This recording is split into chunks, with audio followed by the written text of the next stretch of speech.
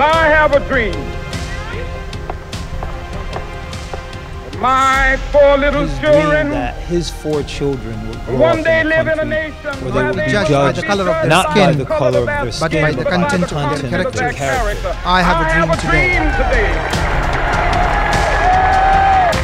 When we allow freedom ring, when we follow freedom, when we let it ring from every village and every hamlet, from every state and every state and every city, we will be able to speed up that day when all of God's children, black men and white men, Jews and Gentiles, Protestants and Catholics, will be able to join hands and sing in the words of the old Negro spiritual. Free at last, free at last, thank God Almighty. Thank God Almighty, we are free at last.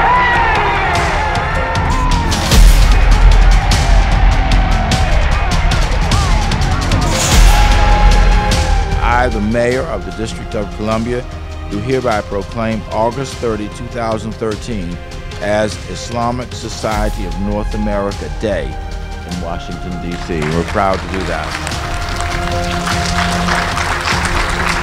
We must reflect upon the 50 years of the Civil Rights Movement and 150 years of the Emancipation Proclamation come together to envision a more perfect union. He dreamt for an environment where civil rights of every citizen be respected. When we stand for our civil rights and liberty, we are really living the dream of Dr. King.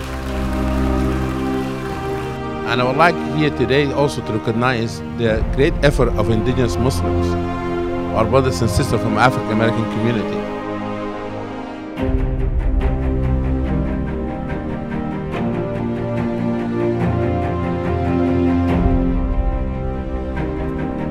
Assalamu alaikum, and congratulations to Imam Magid and everyone at the Islamic Society of North America on your 50th annual convention.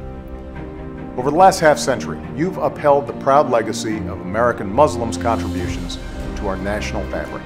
That's why I'm especially grateful for the work that ISNA has done to advance interfaith understanding and cooperation here at home and around the world.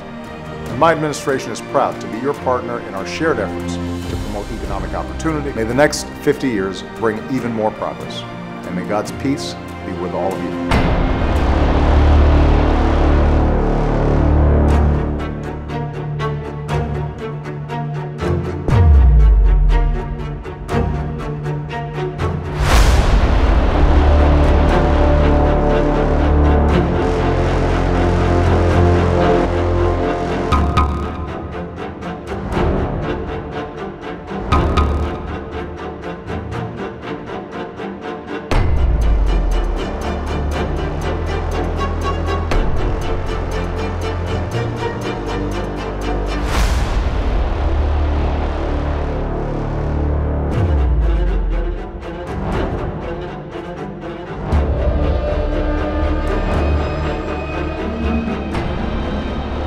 This is our backstage here in the main hall, which is our largest attendee area.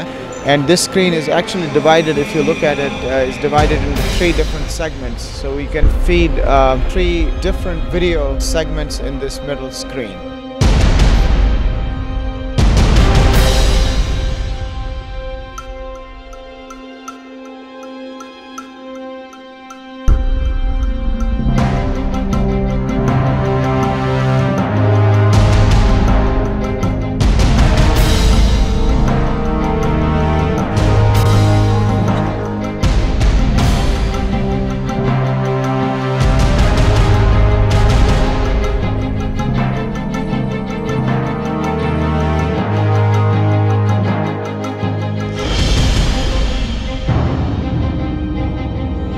This is the 50th anniversary of ISNA. It was Sheikh Jamal Badawi and others of ISNA who helped me, raise me, helped me to learn the faith of Islam. And when I go around the country, there's never, ever a city lest the brother come to me and say, Imam Siraj, I did 30 years in prison and we listened to your lectures in the prison. All over America. So all over America, you have people coming into Islam because of institutions, because of institutions like ISNA and the MSA. As I've said before, you know, my blood, my sweat, my tears are MSA. I became Muslim in 1992, mashallah, and immediately was injected into the MSA culture under the Khilafat of Altaf Hussein. Our masajids will be different when this generation of Muslim students reaches your communities, inshallah ta'ala. I'm non-Muslim. It was quite an experience. I'd never seen anything at all like it before. We have Muslim chaplains in the U.S. Navy, so I thought it'd be important to come here today to let people know that there are possibilities to serve in the Navy as a Muslim. I'm a member of the United States Armed Forces, and I congratulate ISNA on its 50th year anniversary. You have people from all over the world with different backgrounds, different languages. It's a very exhilarating experience, I must say.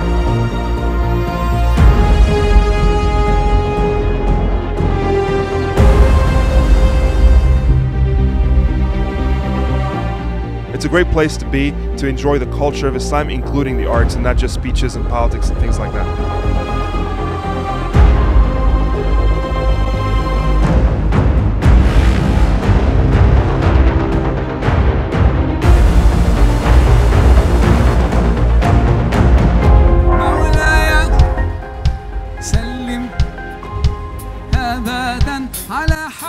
One of the things we love about being at ISNA is this is the one place where you can look forward to meeting a lot of people from all over the country, in fact all over the world. I think one of the most important things that we get from the ISNA convention that we don't get other places is how to be a good Muslim, meaning how to be a good member of a community. The most important aspect of ISNA is getting to meet other efforts, other organizations, other individuals that are doing remarkable work that otherwise I wouldn't have the opportunity to meet.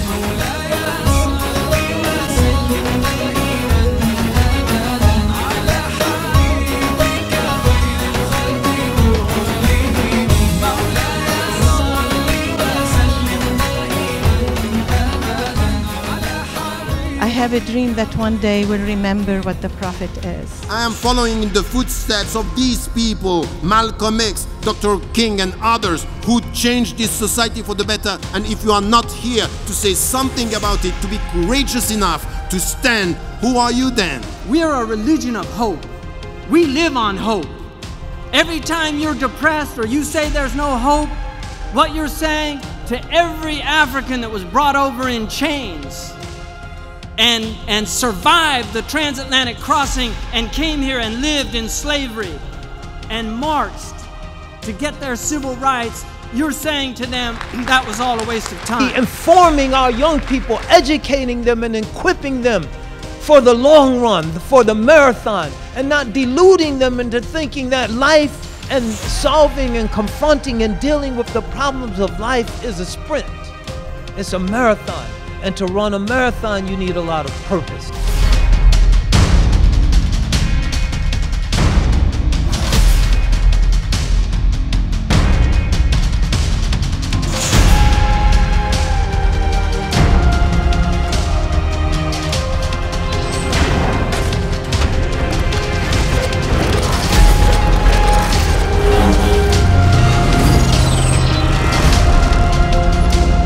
Generations Rise, elevating Muslim American culture.